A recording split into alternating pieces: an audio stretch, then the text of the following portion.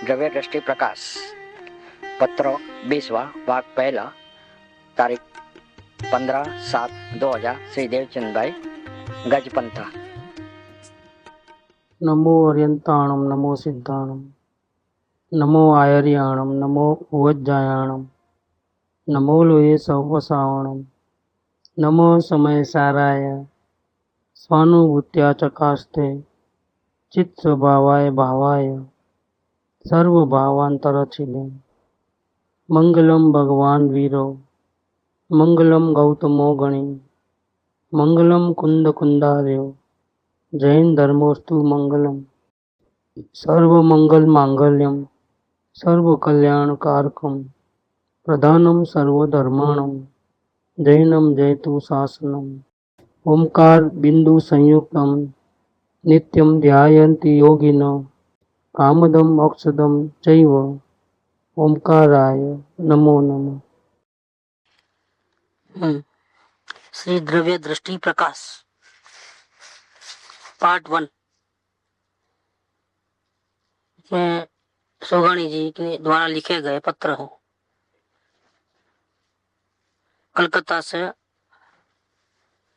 आज से 44 साल पहले लिखा हुआ पत्र है। 4/9/56 ओम श्री सद्गुरु देवाय नमः। आत्मार्थी नाम नहीं दिया है, सोनगढ़ के कोई मुमुक्षु है। धर्म स्नेह लिखा है। आपका कार्ड मिला।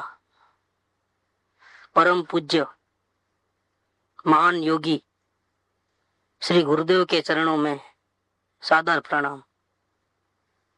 आशा है गुरुदेव श्री सुख शांति में विराजते होंगे। वह आप पुण्यवान जीव उनकी साक्षात अमृत वाणी से पूर्ण तृप्त हो रहे होंगे। लंबे काल से हीन योग से मुझे तो प्रत्यक्ष गुरु दर्शन का अभाव रहा है। शिखर जी की यात्रा पर अथवा कलकत्ते के प्रोग्राम पर पुण्योदय से साक्षात दर्शन का लाभ होने वाला है, यह जानकर चित्त में बहुत प्रसन्नता है। भादवा सुदी 5 को बहन ने आजीवन ब्रह्मचर्य की प्रतिज्ञा लेगी। यह प्रसंग बहुत सुखप्रद होगा। शांता बेन का आज कार्ड मिला। मालूम हुआ अचरज बेन की बच्चियां भी प्रतिज्ञा लेने वाली है। ये बहुत हर्ष का विषय है। मैं इस अवसर पर जैसा कि बहन ने शरीक होने को लिखा है वहां नहीं आ सकूंगा, इसका मुझे खेद है। बहन से मेरी असमर्थता सूचित कर देना। प्रसंग के प्रति मेरी हार्दिक अनुमोदना है। ब्रह्मचारी व्रत ले रहे हैं तो मैं अनुमोदना कर रहा हूं। मैंने सोचती होगी न्याल बाई ने न पत्र दिया है न आना ही हुआ है। कहीं सुमार्ग से हटना तो नहीं हो गया है। कारण अशुभ योगों में तो प्रवृत्ति है, वह शुभ से उदासीनता दिखती है।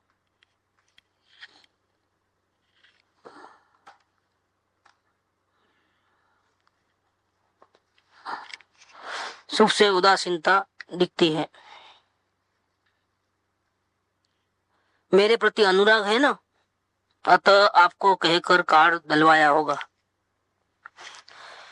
विकल्पात्मक वृत्तियों का तो सहज ही अनुमान कर लिया जाता है, परंतु निर्विकलता का माप तो बाहर से नहीं किया जा सकता। वह तो स्वयं के समाधान का विषय है। बहनों का व आपका मेरे प्रति वात्सल्यवत अनुराग है और मेरा भी आप लोगों के प्रति। यह एक मार्ग में चलने वालों का सहज संबंध है। एकाकार गोले में प्रविष्ट दृष्टि से वृत्तियों में फेरफार नहीं किया जा सकता। जड़ पत्रादिक्ति तो बात ही दूर है। हाँ, इस दृष्टि में इस दृष्टि से यथार्थ ध्येय व मार्ग की निसंगता अवश्य है, अनुभव गम्य है।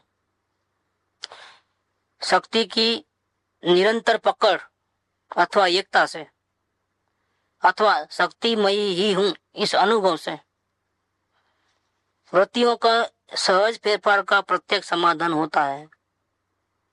वह गुरुदेव की वाणी का साक्षात अर्थ समझ में आता है, जिसका फल वृद्धिगत होते हुए सुख की पूर्णता है। अशुभ में सहज खेद, शुभ में कुछ उत्साह सहज ही होता है, पर इन दोनों में अथवा शुद्धता में भी फेरफार करने से कोई प्रयोजन नहीं। मात्र पिंड हूं, वृत्ति नहीं। गुरुदेव के इन्हीं वचनों को हृदय में उतार लिया है। शेष फिर धर्मस्नेही निहाल चंद्र। सुपर क्लास है एकदम। समझा के कभी नहीं लिखता। क्या लिखते हैं, शुरू करते हैं। सिद्धांतों का परिणमन इनके इसमें लिखने को मिलता है। ये 1956 में लिखा हुआ पत्र है ना। और गुरुदेव को कितनी बार मिले वो देखना है, इसके अंदर है वो डेटा।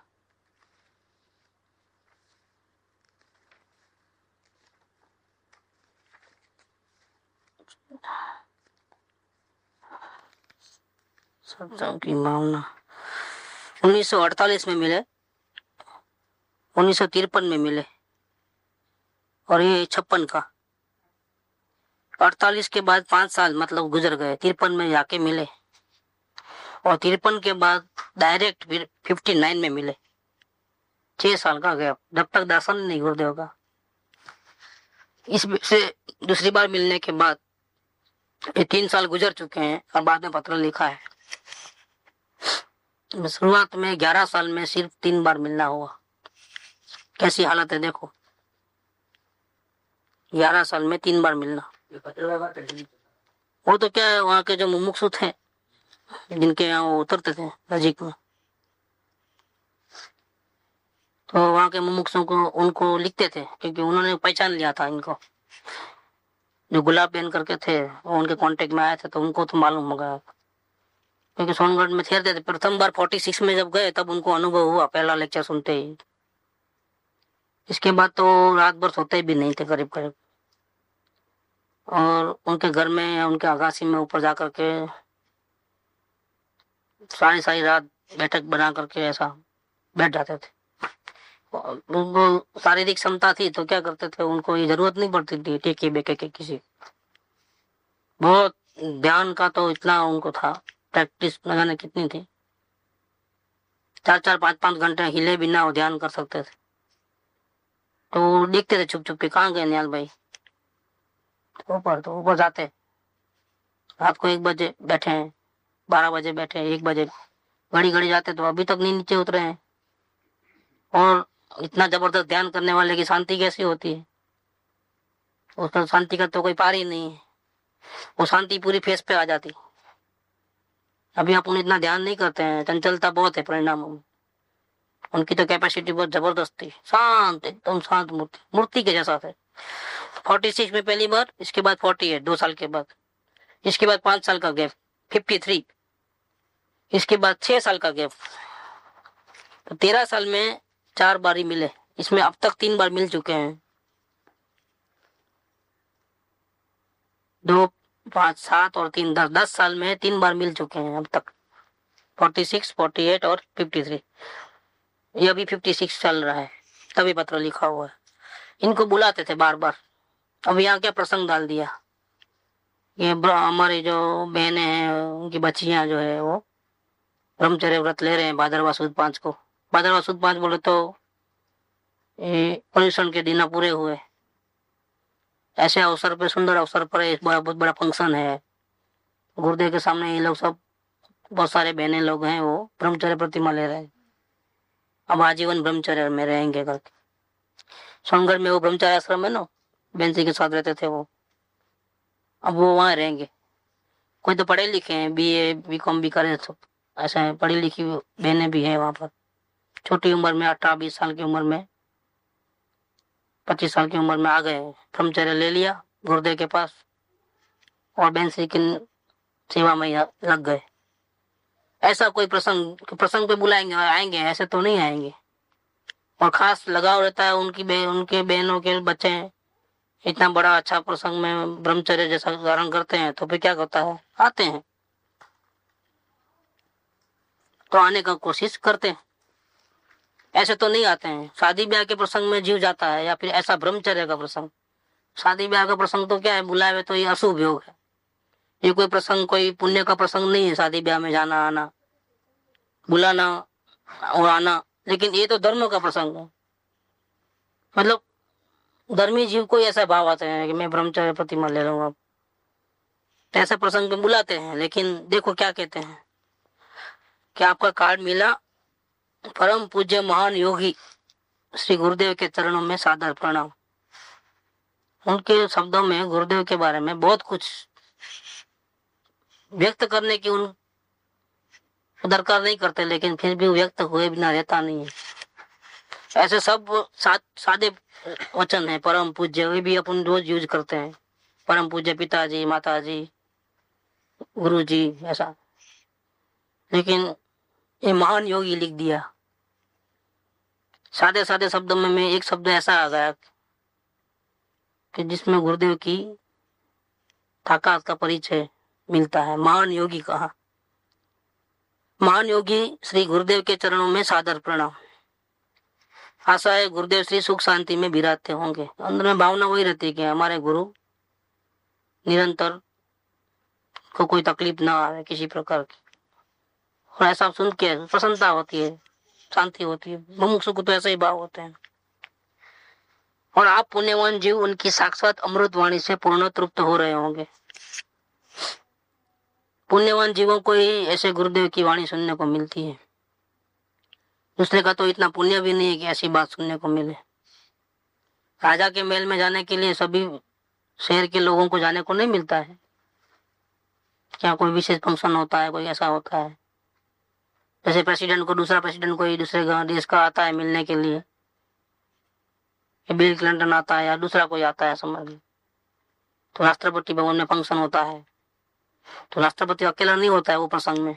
सेक्रेटरीज जो और जो भी होते हैं वो डिग्निटरीज वगैरह होते हैं ना, मंत्रियां और नगर के प्रतिष्ठित लोग रहते हैं, मिलने जाते हैं तब।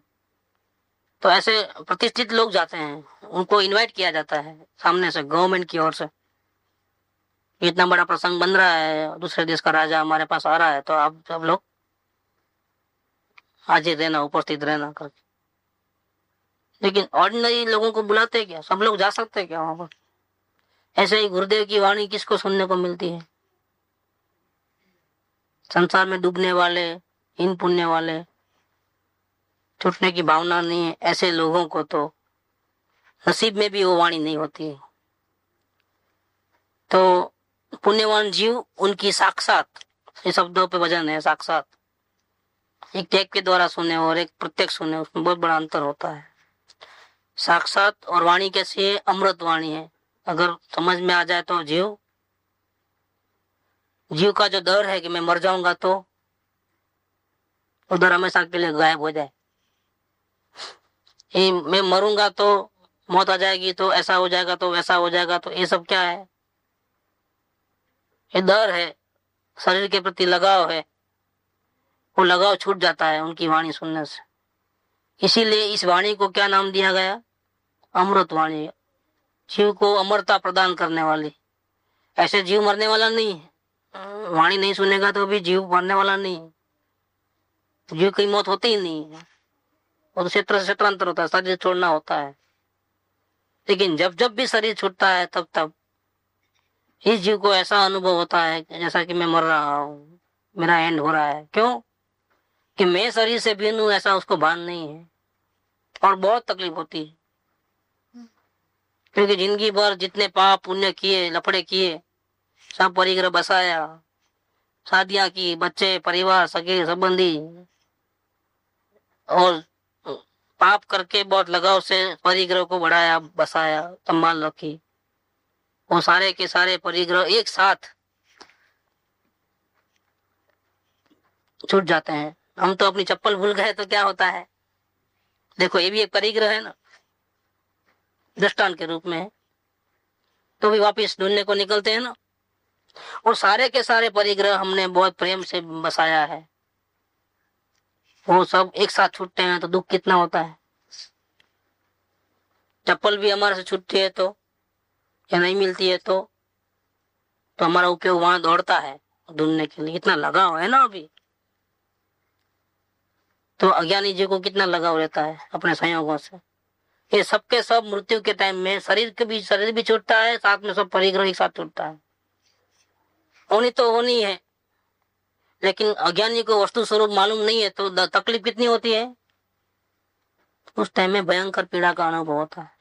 लेकिन कोई पुण्यवान जीव को गुरुदेव की वाणी सुनने को मिल जाए और समझ में आ जाए तो जीव निहाल इसलिए हो जाता है कि उसको भेद ज्ञान होने का चांस है। शरीर से ही भेद ज्ञान, परिग्रह से भेद ज्ञान। अब परिग्रह छूटे तो कोई चिंता नहीं है, डर नहीं है, मैं मरने वाला नहीं हूं, मैं तो अजर अमर हूं, ऐसा करके वो अपने आप को ऐसा फील करता है। इसका मतलब क्या हुआ, वो अमर हो गया। ऐसे अमर था लेकिन बांध नहीं था, अब बांध हुआ तो वो अमर हो गया। अब मैं मरने वाला नहीं हूं, शाश्वत रहने वाला आत्मा हूं, मेरी मृत्यु है ही नहीं। ये सब किसके वाणी का प्रताप है, गुरुदेव की वाणी का प्रताप है, इसलिए उनको अमृत वाणी कहा। नित्य सुधा चरण चंद्र तुझे नमो हूं। सुधा माने अमृत, जिसकी वाणी में रोज सुधा बरसती है, अमृत बरसता है, ऐसे और शीतलता प्रदान होती है। चंद्रमा की शीतलता होती है ना, किरण पड़ती है तो जलाती नहीं है, सूर्य का जलाता है किरण। चंद्रमा का शीतलता कैसी होती है, ठंडक पहुंचाती है। ऐसे गुरुदेव की जो वाणी है वो रोज सुधा बरसाती है, अमृत। और वो हमारे सारे टेंशन आदि व्याधि उपाधि उसमें जो जल रहे हैं, हम दिन रात दुखी दुखी हो रहे हैं, वो हमारी त्रिविध तापाग्नि को शांति प्रदान करती है। नित्य सुधा चरण चंद्र तुझे नमो, तने नमो, ये ज्ञान पोषक सुमेघ तने नमो, करुणा अकारण समुद्र तने नमो, आदासना जीवन शिल्पी तने नमो।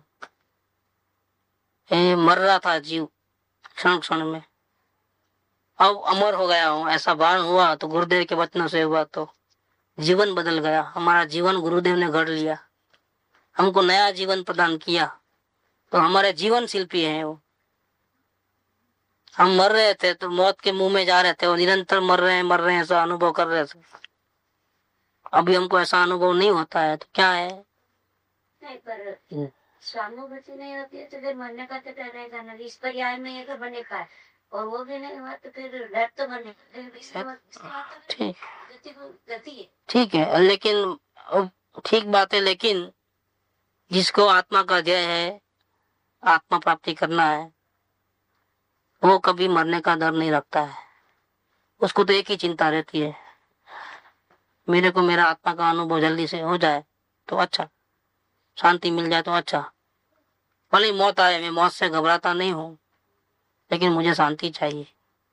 उसको फिक्र मृत्यु की नहीं है, उसको फिक्र किसकी है, अनुभूति की है, सम्यक दर्शन की है। ऐसा होता है, मौत की भय उनको नहीं रहता है। तो गुरुदेव की वाणी तो ऐसी है कि मृत्यु पर से लक्ष्य हट जाता है, शरीर का संयोग से सब हट जाता है लक्ष्य, और ध्यान नहीं रहता है। उसका ध्यान तो एक के पीछे लगा है, मेरे प्रभु का मुझे दर्शन करना है, दूसरी कोई चिंता भय नहीं, ऐसा हो जाता है। तो आप पुण्यवान जीव तने नमो। ऐसा नहीं लगता नहीं लगता तो फायदा नहीं हुआ है यार। बात समझ में नहीं आया तो कैसे लगेंगे, बात समझ में आया नहीं है, जीव ने प्रयोग किया नहीं है, लाभ हुआ नहीं है, फिर सामने वाले तो ऑर्डिनरी लगेगा ना, वो जीवन शिल्पी थोड़ा लगेंगे। जिसका जीवन बदला है उसको तो गुरुदेव कैसे लगते हैं, लेकिन सभी का जीवन नहीं बदलता है। एक तो सुनने को भी बहुत कम लोगों को मिलता है, ऐसे पुण्यवान जीवों को एंट्री है। उसके कान में ऐसी अमृतवाणी मिलती है, पड़ती है।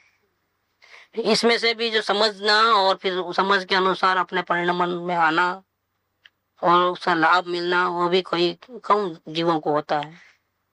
कभी कभी ऐसा है, पहली बार सुना तो कुछ पल्ले ही नहीं पड़ा, दूसरी बार सुना, तीसरी बार सुना, ऐसा करते करते फिर रुचि थोड़ी डेवलप हुई, फिर थोड़ा थोड़ा प्रयोग शुरू हुआ। जो पहले करने पर भी नहीं होता था, अब थोड़ा थोड़ा घर बैठ करके प्रयोग बैठ रहा माइंड में। तो ये कम से कम लंबे समय तक पुण्य चला, 5-6 महीने, 10 महीने, 12 महीने, 2 साल, 4 साल, तब जाकर के बैठता है दिमाग में, तब जाकर के प्रयोग शुरू होता है। और ये आता है 4 साल से या 1 साल से या 2 साल से या 6 महीने से, आते ही सीधा समझ में नहीं आता है लोगों को। किसी जीवों को तो टाइम लगता है, सब डाउट दूर होना, क्लियर होना, माइंड बिल्कुल, माइंड में बात तत्व बैठना, क्योंकि बैठना ही मुश्किल है। ये दुनिया में जितना भी बातें चल रही है धर्म के नाम पे या दूसरे भी, दुनिया के लफड़ों का तो इससे कोई मेल ही नहीं है क्या, इस बात का। लेकिन दुनिया में जो धर्मों के नाम पे जो चर्चाएं वगैरह होती है, धर्म की जो क्रियाएं, तपस्या, अनुष्ठान वगैरह होते हैं, उससे भी ये मार्ग कितना बिल्कुल अलग है। देखो तो दिमाग में कैसे बैठेगी, पूरी दुनिया आपके ऑपोजिशन में है, आपका मेल किसी से नहीं है, एक भी धर्म के साथ आपका मेल नहीं है, एक भी विद्वानों के साथ, एक भी किसी के साथ आपका मेल नहीं बनता है। लाइन ही ऐसी हटके है कि उसको समझना बोल तो थोड़ा अपने में इस प्रकार की योग्यता होवे तो ही समझ में आती है, मगर टाइम जाता है।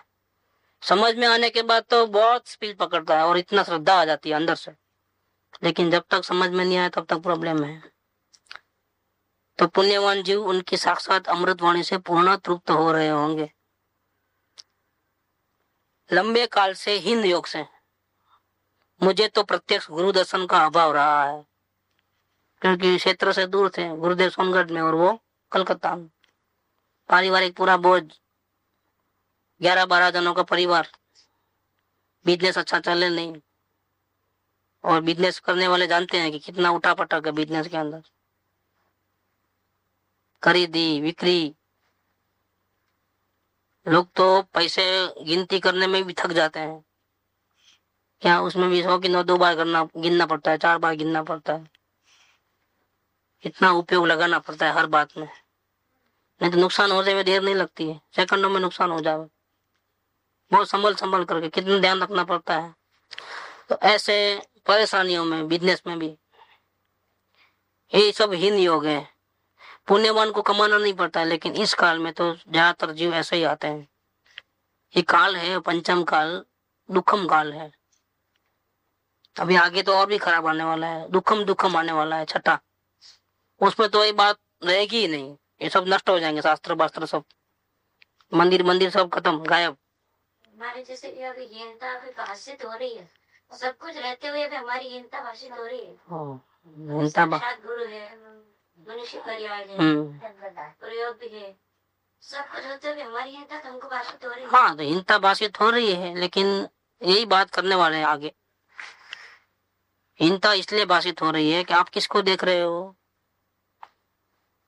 आप शक्ति वाले सिद्ध भगवान जैसे भी हो स्वभाव से, और अवस्था में अत्यंत पामर हो, शक्तिहीन हो, दोनों साइड है आप में। लेकिन आप जब भी देखते हो तो किसको देखते हो। सब कुछ योग अच्छा है, लेकिन मैं अभी तक समझ में नहीं आता है, तो किसको देखते हो। शक्ति को नहीं देखते हो, किसको देखते हो, अपने दुर्गुणों को, अपनी अवस्था की पामरता को, वहां आपकी नजर है। इसीलिए आप डिप्रेशन में आओगे ही आओगे, तकलीफ होने वाली है, और ये तकलीफ 1 सेकंड में गायब हो सकती है। इसीलिए पुण्य पत्र लिए, आगे वही विषय आ रहा है, अभी ओरिजिनल विषय शुरू नहीं हुआ है, शुरू होगा। लंबे काल से हीन योग से मुझे तो प्रत्यक्ष गुरु दर्शन का अभाव रहा है। शिखर जी की यात्रा पर गुरुदेव निकलने वाले हैं, तब कलकत्ता आने वाले हैं, तो मुझे मेरे महान पुण्य होने से उनके साक्षात दर्शन का लाभ होने वाला है भविष्य में, नजीक के। दिवाली के बाद निकलते, अभी भादरवा चल रहा है, तो दिवाली के बाद यात्रा पे निकलने वाले, तो 2 महीने के बाद गुरुदेव आने वाले हैं। उसको अभी से ही खुशी है अंदर में। यह जानकर चित्त में बहुत प्रसन्नता है। देखो अभी से गुरुदेव आएंगे तो ऐसा करूंगा नहीं, वैसा करूंगा नहीं, वो करूंगा नहीं, ये करूंगा नहीं, ये धमाल अंदर में चलती है। अपने घर पे प्रेसिडेंट आने वाला हो तो डेट कैसे फिक्स होती है। ये क्लिंटन आने वाला था इंडिया में तो मैं समझता हूँ 6-12 महीने पहले से ही पेपर में रोज आता था, क्लिंटन आ रहा है तो कहाँ कहाँ जाएगा, कैसा कैसा जाएगा, उसका रूट, उसका टाइम टेबल पूरा आगे से ही उसकी चर्चा। वो हैदराबाद आने वाला है, बाद में बोला नहीं अभी कैंसिल कर दिया है, तो फिर वो उसका लफड़ा। नहीं कितना चला पेपर में दिख गया, फिर वो मना लिया और फिर आया, फिर मतलब पूरा प्रोग्राम उसका मिनट मिनट का बिल्कुल फिक्स था। वो आवे उसके पहले वहां जहां से जिस रास्ते से गुजरने वाले वो रास्ता बिल्कुल साफ कर देना, गंदगी बिल्कुल नहीं रहना, पेंटिंग कर देना पूरे सरकारी निवासों को, सबको पेंटिंग। गेस्ट हाउस जहाँ रहेगा वहां आगे से ही, क्योंकि वो अकेला थोड़ा आता राजा, उसके साथ फौज होती है पूरी, कारों का काफिला होता है मर्सिडीज का, बुलेट प्रूफ रहती है पूरी, इतनी तैयारी। और यहाँ कौन आ रहा है, समय शिखर की यात्रा पे निकलने वाले हैं, तो हमारे को दर्शन का लाभ होगा किसका, हमारे जीवन दाता का, हमारा जीवन जिसने बदल डाला, अनंत भाव मिट जावे ऐसी विधि बता दी हमारे को। या हमारे तारणहार, हमको डुबाने से बचाने वाले, अनंत काल तक शांति मिले, अशांति हमेशा के लिए मिट जावे ऐसा मुक्ति मार्ग बताने वाले मुक्तिदाता साक्षात भगवान जैसे लगते हैं वो। क्लिंटन तो दूसरे देश का राजा है और ये कौन है, क्लिंटन का हमारा कोई संबंध नहीं है, लेकिन इसका तो हमारा संबंध है। हम अनंत काल तक साथ में रहने वाले हैं। क्या गुरु और शिष्य का एक बार बेटा हो जाता है और शिष्य को समझ में आ जाता है गुरु की बात, तो फिर वो गुरु से कभी बिछड़ता नहीं है। सिद्धालय में भी साथ में ही रहते हैं अनंत काल तक। गुरु भी मोक्ष में जाने वाले हैं, भगवान बनने वाले हैं। ये भी क्या होने वाला है, ये भी मोक्ष में जाने वाला है, वहां ही रहने वाला है अनंत काल तक। देखो कैसा मेल बनता है इस मार्ग में। गुरु धोखेबाज नहीं है। चलो व्यापारी होता है, वहां छती के माल ले लो, सदा हो गया, जाओ तू तेरे घर पे मैं मेरे घर पे, ऐसा नहीं है। ये जीवन भर का लाइफ पर्यंत अविनाशी साथ मिलता है एक दूसरे का। यहाँ धोखा नहीं है, यहाँ हमेशा का है। जो भी है वो बात जो मिलती है तकलादी नहीं मिलती है। जो बात आपको मिलती है वो आपके जीवन को हमेशा काम आने वाली बात मिलती है।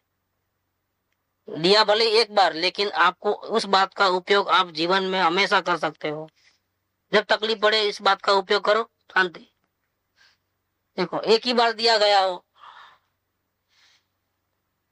लेकिन वो आपके जीवन में हमेशा काम आवे। 1000 रुपया देवे, लाख रुपया देवे तो कितनी बार काम आवे क्या।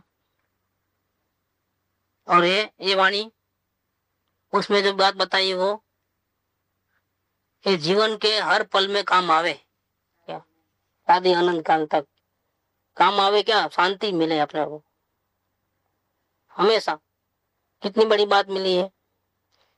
तो अभी से ही उनका दर्शन होने वाला है करके कैसे स्वागत करूं, ऐसा करके उनका हृदय में अंदर में चित्त में प्रसन्नता होती है।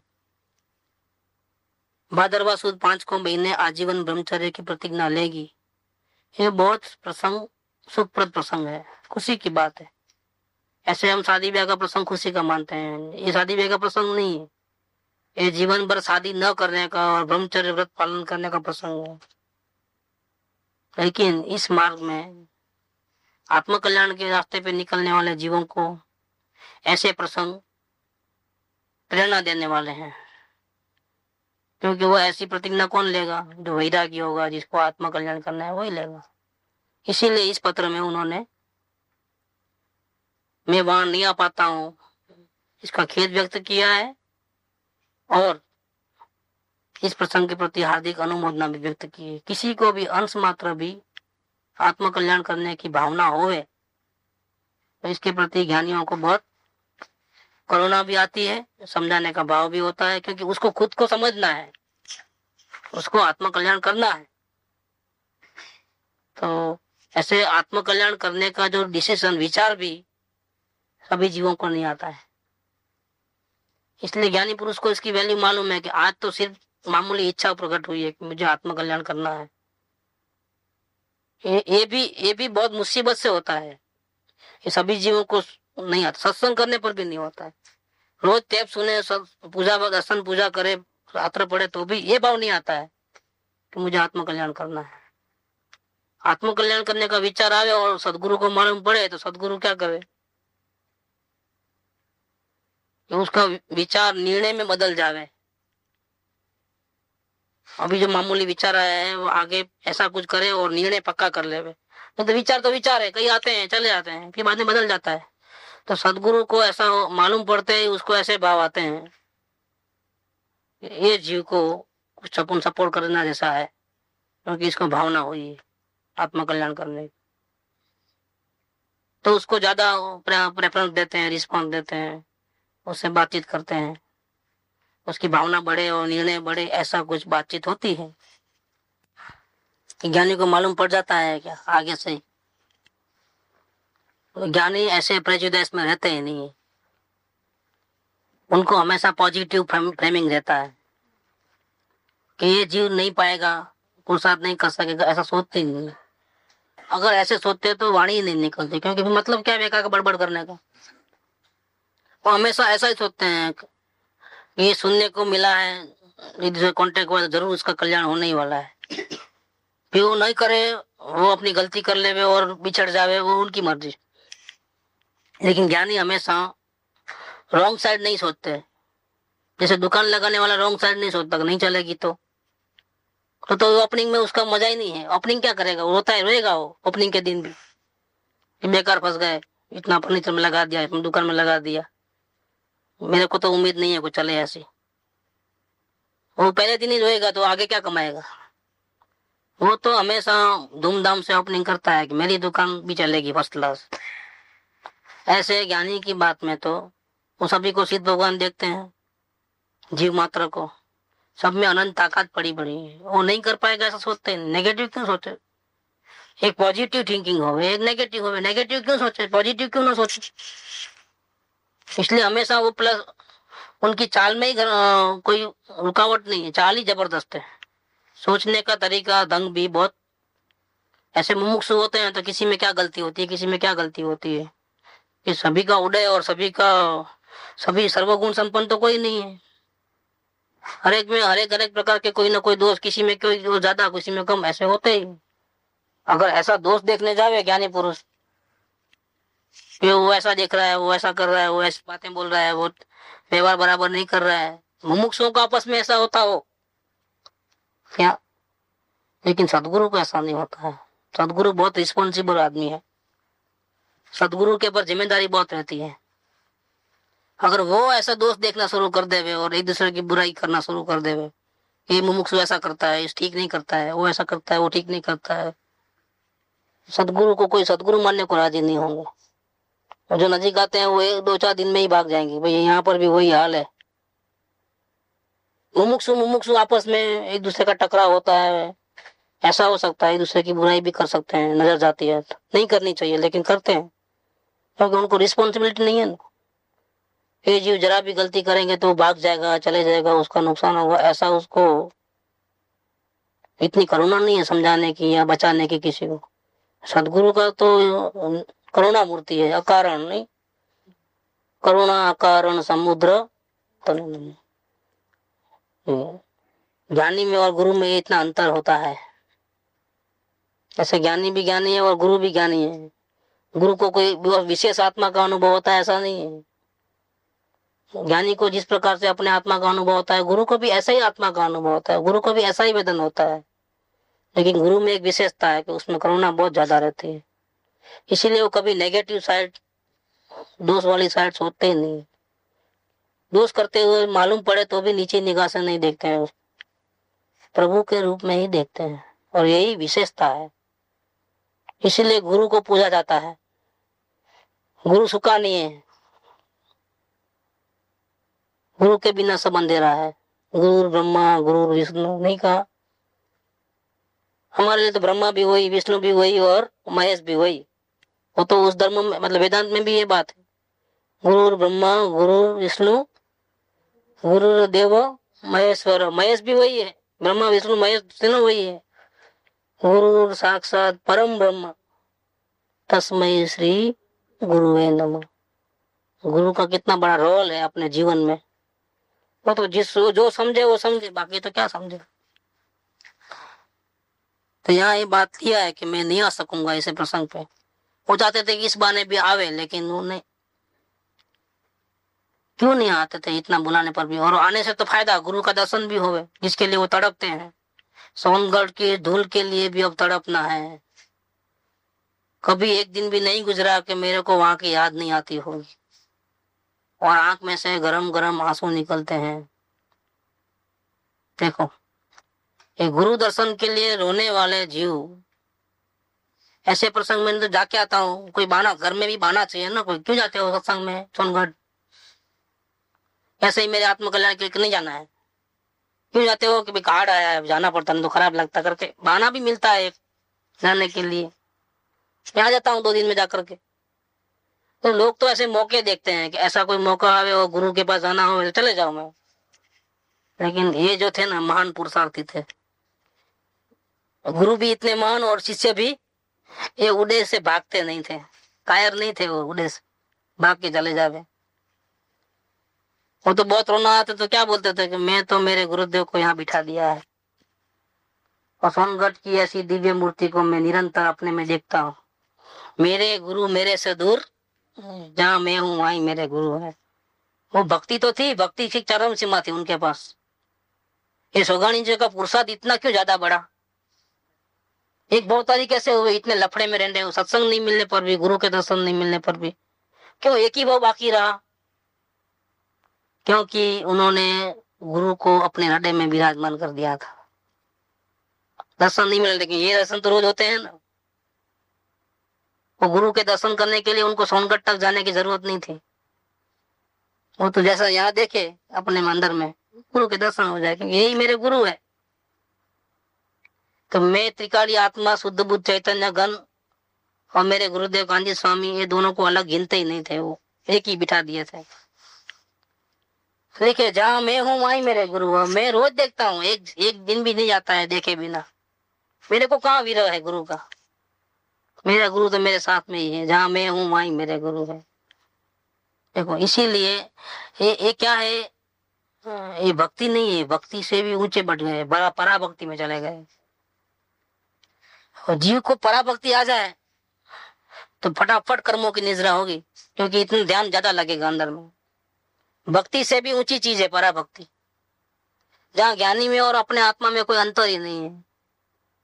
उस बात को कृपादेव ने लिया है 223 नंबर में,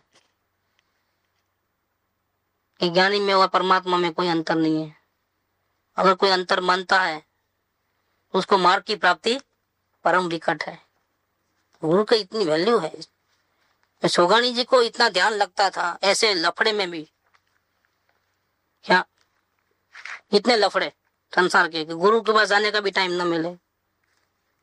बीच में 5-5, 10-10 साल निकल जावे ऐसा ही।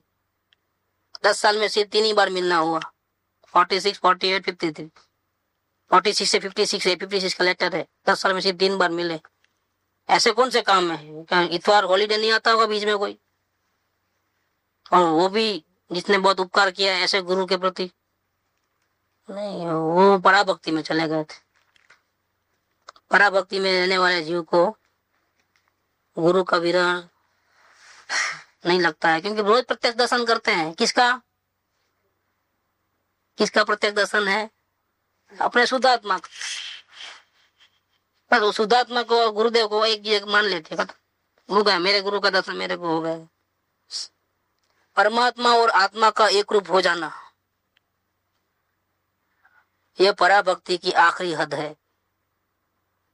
एक यही लय रहना सो पराभक्ति है। परम महात्मा गोपांगनाएं महात्मा वासुदेव की भक्ति में इसी प्रकार से रही थी।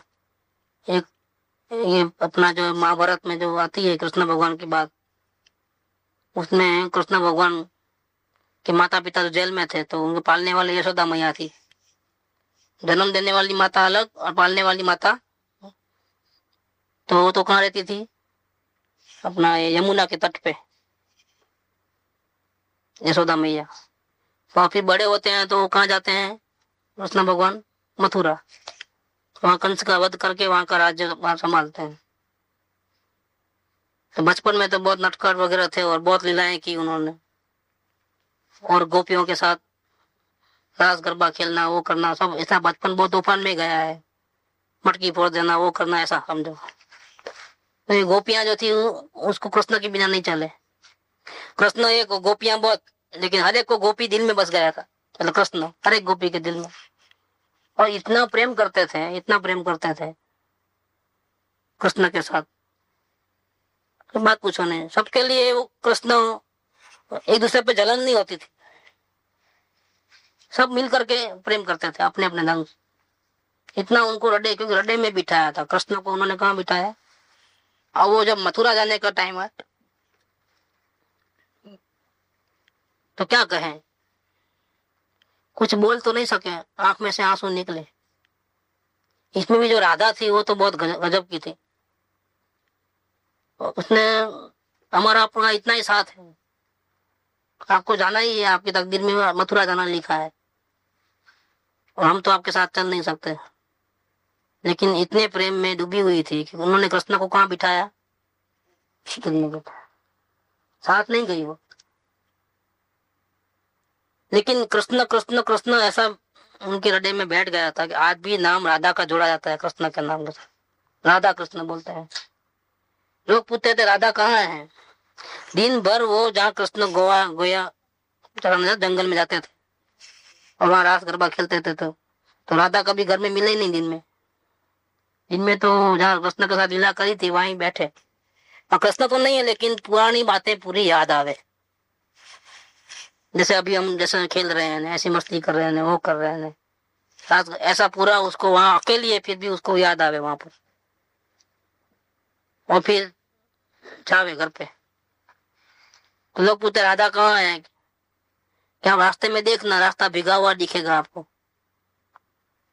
क्या आंख से आंसू निकलते हैं कृष्ण के विरह में, और इतने आंसू बहते हैं कि पूरा रोड भिगा हुआ होगा, वो भिगी हुई लाइन जहाँ जाती है वो राधा का घर है। लोग ऐसा बोलते थे। क्या कितना प्रेम, इस प्रकार की भक्ति करते हैं। लेकिन भक्ति ऐसी होती है तो गुरु पे अधिकार नहीं होता है कि नहीं मैं भी साथ में चलूंगी मथुरा, नहीं है तो आपको नहीं जाना है, ऐसी भक्ति नहीं होती। भक्ति इसको बोलते हैं परम महात्मा। इसलिए उन्होंने कृपालु ने क्या लिखा, गोपियों को क्या लिखा, परम महात्मा है। क्योंकि ऐसा प्रेम तो जिंदगी में कभी देखा, इस शिष्य को गुरु के प्रति कैसा प्रेम होना चाहिए, ऐसा हमने कभी देखा नहीं। परम महात्मा इसलिए ऐसे प्रेम करने वाले कैसे हैं, जिसको इतना प्रेम आता है कृष्ण के प्रति। वो गोपियां ऑर्डिनरी नहीं है, वो इससे भी कुछ सीखना है। वो परम महात्मा है। परम महात्मा गोपांगना है, महात्मा वासुदेव की भक्ति में इसी प्रकार से रही थी। परमात्मा को निरंजन और निर्दय रूप से चिंतन करने पर यह लय आना विकट है। इसीलिए जिसे परमात्मा का साक्षात्कार हुआ है, ऐसे देहधारी परमात्मा उस पराभक्ति का परम कारण है। प्रत्येक साक्षात जो मूर्ति है, गुरु मूर्ति, गुरु, वो ऐसी भक्ति का कारण है। अगर गुरु ऐसे नहीं है तो भक्ति भी ऐसी नहीं आती है। ये भक्ति का कारण कौन है? सदगुरु है। एक बार उनके प्रति ऐसी भक्ति प्रत्यक्ष में आ जाए, फिर भले ही वो विरह हो जाए, क्षेत्र के दूर हो, फिर वो पराभक्ति में रूप ले लेती है।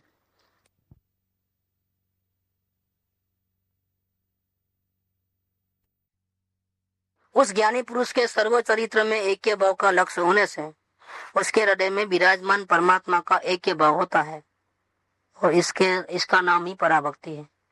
पर ज्ञानी पुरुष भी कोई परमात्मा नहीं है, उसके भी आचरण में हंसी मजाक, आचरण में खाना पीना, ये सब जो है ना राग द्वेष के परिणाम, वो तो उनको भी, लेकिन देखने वाले को वो नहीं दिखता है, उसको लीला लगती है। क्या लगते हैं? कृष्ण लीला नहीं बोलता है। कहा था आपके तो धर्म में ऐसा ही है, मैं समझता हूँ। आपके घर में जो फोटो होता है कृष्ण भगवान का, वैरागी कृष्ण का बहुत फोटो नहीं होता है, रास गरबा वाले फोटो है होता है। इसमें कृपालु ने लिखा है आगे कि वल्लभाचार्य जो मानने वाले जो है कृष्ण भक्त, वो ऐसे कृष्ण को नहीं नहीं होते हैं, वो लीला करने वाले कृष्ण, रास गरबा खेलने वाले। क्या वो कृपाणु ने ऐसा लिखा है कि देखो, जंगल में एकांत में बैठ करके, गुफा में, झाड़ के नीचे योग में रहना और अपने आत्म साधना में रहना, वो तो कोई भी कर सकता है। इसमें क्या है? देखो ये कृष्ण भगवान को लीला, रास लीला खेलते खेलते अपने आत्मा को जानते हैं और जरा भी उसमें लीन नहीं होते हैं। जरा भी रास लीला पूरी करते हैं लेकिन चिपकते नहीं किसी के साथ, किसी के साथ लगाव नहीं, राग नहीं, द्वेष नहीं, निर्लेप रहते हैं। जैसे कमल का फूल पानी में रहने पर भी निर्लेप रहता है, ऐसे कृष्ण भगवान भी वो मुनिराज तो योग में करते हो, मतलब योग में जंगल में एकांत में करते होंगे साधना। ये जो योग को प्रतिकूल है, ऐसे वातावरण में, रास गरबे में भी, मेलों में रहते हुए भी आत्म साधना करते हैं। तो बल किसका ज्यादा है, ताकत किसकी ज्यादा है? ऐसा करके उन्होंने महिमा किया है। ये दृष्टि, नजरिया अलग है। सर्वचरित्र में एक लक्ष्य होता है। भक्ति करने वाले को अरे ये तो हंसते हैं, ये तो मजाक करते हैं, ये तो डांटते हैं, ये लीला करते हैं। सदगुरु उनके लिए थोड़ी भी भक्ति कम नहीं होती, उल्टी भक्ति बढ़ती है। इनको ऐसा क्यों सूझता है? देखो कैसे कैसे खेल खेलते हैं, कैसे नाटक करते हैं। रियल नहीं लगता है, गुस्सा रियल नहीं लगता है, मजाक रियल नहीं लगता है, खाना रियल नहीं लगता है, क्योंकि उनको मालूम है कि वो अंदर में तो सबसे कटे हुए हैं। तो ऐसा अपने को, उनको परमात्मा मानना, सर्वचरित्र में एक लक्ष्य हो जाए, उसका नाम है पराभक्ति। नजर में बहुत फेर होगा। शिष्य की नजर में गुरु के प्रति जो स्थान है अंदर हृदय में, वो नजर में ही बहुत फर्क है। ज्ञानी पुरुष और परमात्मा में अंतर ही नहीं है। परमात्मा माने अपना ही आत्मा, और ज्ञानी पुरुष माने जो हमको विधि दिखाया, समझाया हो। और जो कोई अंतर मानता है उसे मार्ग की प्राप्ति परम विकट है। पराभक्ति में नहीं आएगा तो उसको मार्ग मिलेगा नहीं, और पराभक्ति में नहीं रहेगा तो जल्दी मुक्ति भी नहीं मिलेगी। जितने जितने लोग जल्दी जल्दी आगे निर्वाण को प्राप्त हुए हैं, उसमें ज्ञानियों ने भी, जिसमें भक्ति ज्यादा है, ज्ञानी बनने के बाद भी जिसको गुरु के प्रति भक्ति ज्यादा है, उसका डेवलपमेंट बहुत फास्ट होगा। क्या? और ज्ञान बनने के बाद अभी हमको डॉक्टर की कोई जरूरत नहीं है, अभी हमको ये सब मालूम है। गरज सरी ने वेद वेरी, और भक्ति में जब कमी आई तो पुरुषार्थ भी नहीं जमता है। भक्ति से पुरुषार्थ बढ़ता है। जागृति में रहना हो एक बात है, और अंदर लीनता होना हो दूसरी बात है। कौन ज्यादा लीनता कर पाएगा? जिसकी भक्ति ज्यादा होगी वो ज्यादा लीनता कर पाएगी।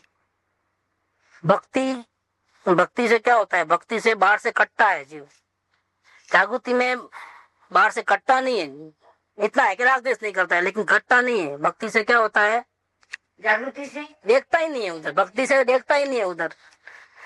तो उसका काम कितना कम हो गया कि भक्ति में रहने से बाहर देखता नहीं है, तो जागृति रखने की जरूरत ही नहीं है, बैलेंस रखने की जरूरत नहीं है। देखो कितनी एनर्जी बच गई। ज्ञानी पुरुष पे भक्ति आने से, भक्ति की वर्तमानता होने से, गुरु के प्रति भक्ति बढ़े तो जो काम हम नहीं कर सकते वो काम चपटी में होता है। क्या? रास्ता आसान होता है। जो दर्शन को हम भगा नहीं सकते, कमजोर नहीं कर सकते, वो मोह। देखे तो मोह राग द्वेष करे ना, देखता ही नहीं है, क्योंकि भक्ति में अंधापन आता है। भक्ति में उसको कुछ सूझता नहीं, उसको दोष नहीं दिखते हैं। भक्तिवान वाले को दोष नहीं दिखते हैं, भक्तिवान वाले को गुण ही गुण दिखते हैं। वो देखता ही नहीं है दोष को। क्या? वो अंधा है। जैसे प्रेम करने वाला अंधा होता है, वो काला नहीं देखे, तिंगला नहीं देखे, प्रेम हो गया, खलास, फिनिश। बदसूरत भी खूबसूरत लगती है। ये बात मतलब बढ़िया है, क्योंकि भक्ति वाला अंधा है। तो देखेगा तो जागृति में रखना रहना पड़ेगा, तो उसमें अपनी ताकत खर्च होगी। जागृति में और भी दूसरे का भी देखेगा, भक्ति में तो देखेगा ही नहीं। वो तो इधर ही देखना है, खलास। तो लाइन कट गई, लड़ने का ही बंद हो गया। और वो शक्ति जब बच गई, वो शक्ति कहाँ लगाता है? लीनता में काम आ जाती है। अभी जो शक्ति जागृति बनाए रखने में जाती है, गुरु के प्रति भक्ति आने से वो शक्ति किस में लगेगी? अपने प्रभु को देखने में लगेगी। क्या? नहीं तो अपन पहाड़ चढ़ सकते क्या बिना भक्ति के? नहीं चढ़ सकते। एक घर में 2 कदम नहीं चलते हैं, पहाड़ क्या चढ़ेंगे? लेकिन भक्ति का देखो चमत्कार क्या होता है। नहीं, हम पीछे मुड़ के देखने वाले, मौत आ जाए तो भले आ जाए, जो होना है सो हो, हम पीछे मुड़ के देखने वाले नहीं। ये भक्ति का अंधापन है, वो मुश्किल ही नहीं देखता है, उसको मुश्किल ही, बड़ी मुश्किल ही ऐसी लगती है, बड़ी जो तकलीफ है उसको छोटी लगती है, क्योंकि भक्ति जबरदस्त है। तो नहीं हो सके वो काम भी वो कर लेता है आसानी से, जब अपन सोचे ही नहीं कि ये होगा, नहीं हो जाता है। कैसे हुआ भाई, हमको खुद को आश्चर्य, अभी दोबारा बोलो तो हमारे से नहीं होगा भाई, दोबारा तो हम एक पे चलने वाले नहीं, आगे से ही। लेकिन उस टाइम में न जाने कहाँ से बल आ गया, क्या हो गया, पता ही नहीं चलता है। जैसे कोई कुदरती शक्ति ने हमारे में कोई जान डाल दी हो, वो कोई क्या हो गया कुछ समझ, भक्ति में बल आ जाता है।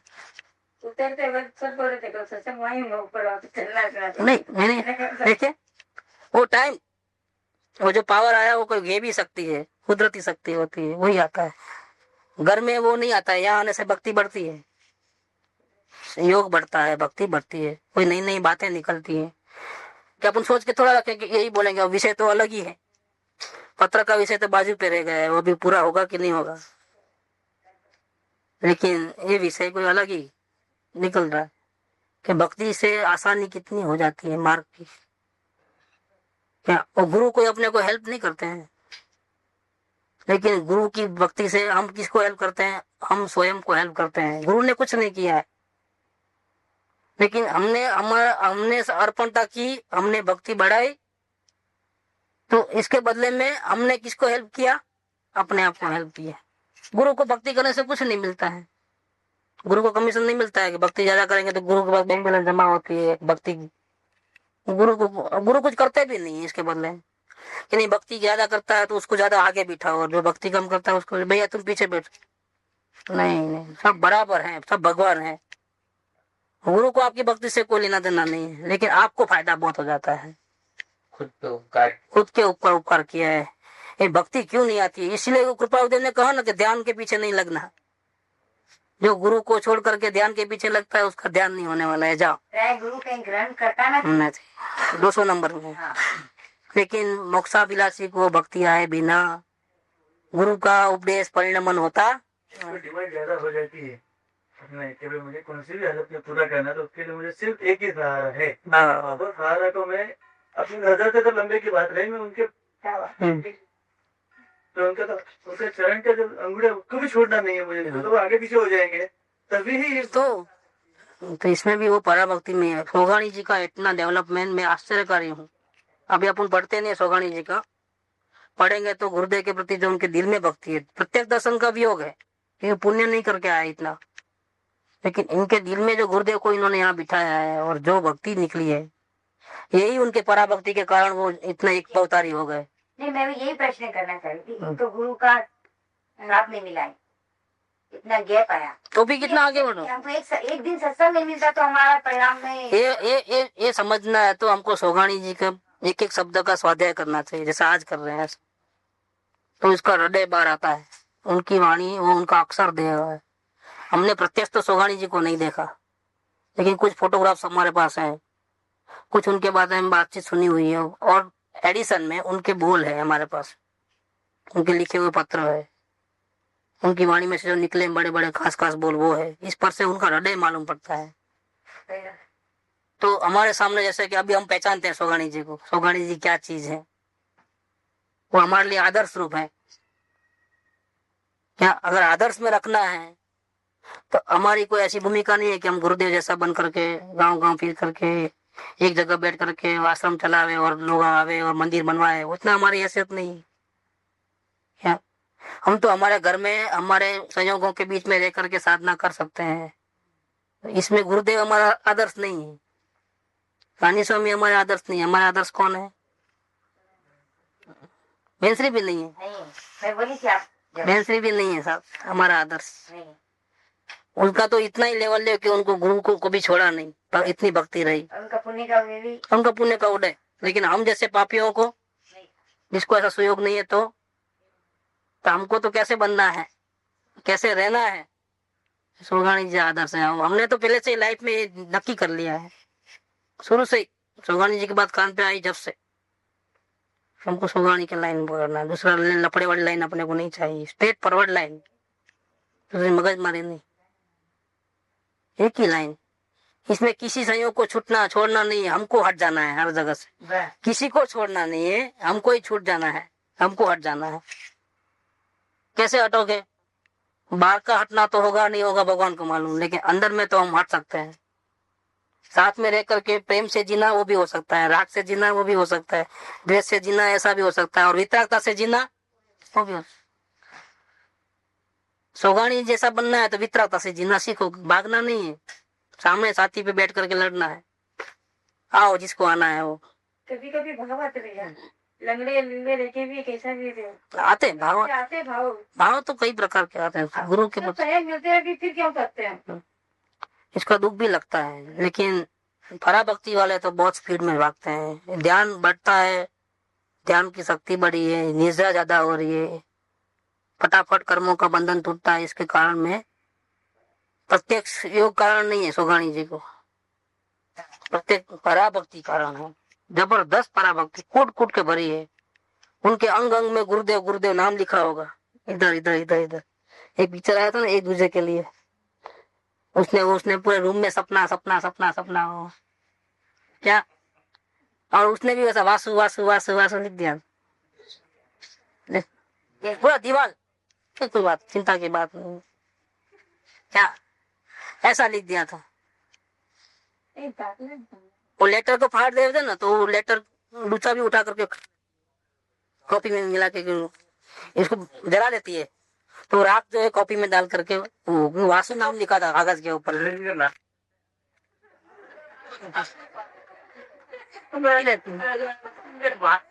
ये क्या बताता है?